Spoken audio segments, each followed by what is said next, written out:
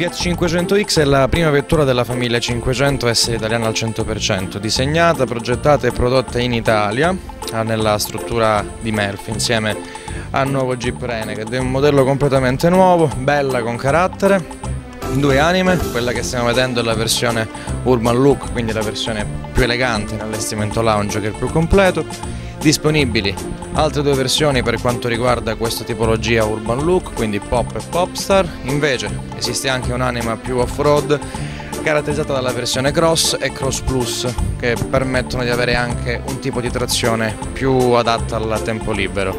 Tre tipi di trazione a questo proposito, quindi soltanto trazione anteriore, trazione 4x2, quindi anteriore con Traction Plus, e 4x4. Tre tipi di cambio, quindi manuale 6 marce, automatico a doppia frizione 6 marce, automatico a 9 rapporti. Motori 1.600 benzina 110 cavalli, 1.400 turbo 140 e 2 diesel, un 1.600 da 120 cavalli e un 2.000 da 140 cavalli.